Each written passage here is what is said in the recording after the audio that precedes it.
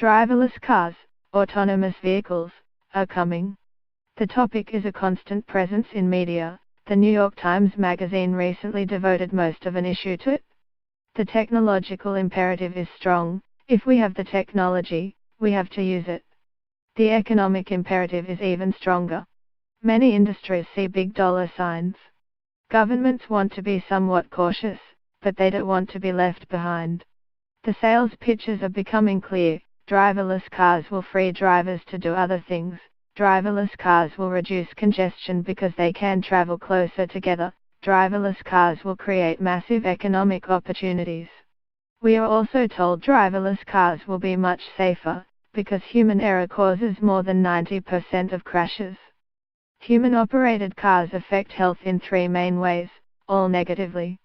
First, car crashes killed around 1.25 million people worldwide, 1,200 of whom were Australian, in 2015. The claims that driverless cars will kill fewer people are credible, but unproven. Safety improvements will depend on the technology in the cars, which is currently being developed and tested. Safety also depends on how the surrounding environments are engineered or re-engineered to keep people and things from darting in front of driverless cars. Second, cars kill people by creating pollution.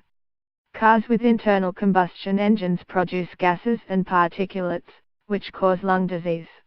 Motor vehicles are also one of the biggest sources of carbon dioxide worldwide, which causes climate change. The polluting effects of electric cars depend on how the electricity they use is generated. Thus, the pollution-related benefits of driverless cars depend on the mix of petroleum-powered versus electric-powered vehicles. This mix is difficult to predict and likely to differ by country. The pollution effects of driverless cars will also depend on whether they travel more or fewer total kilometers than today's cars.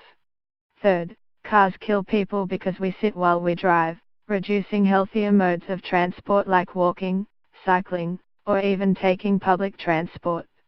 Public transport is a healthy mode of travel because people generally have to walk or cycle to, from and between stops and stations.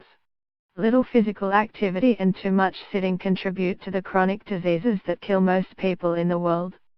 Those diseases are usually heart diseases, strokes, multiple cancers, and diabetes. Driverless cars will do nothing to reduce the effects of cars on chronic diseases unless they are introduced in a way that reduces the time people spend sitting in cars. More than 90% of the negative health impacts of cars result from the effects on physical activity, sitting, and chronic disease.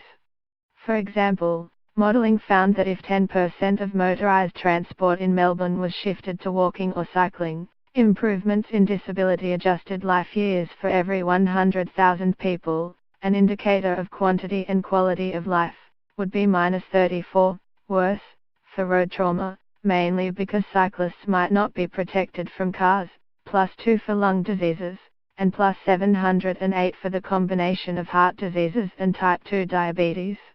Models for 5 other cities, Boston, Copenhagen, Delhi, London and Sao Paulo, supported the same conclusion.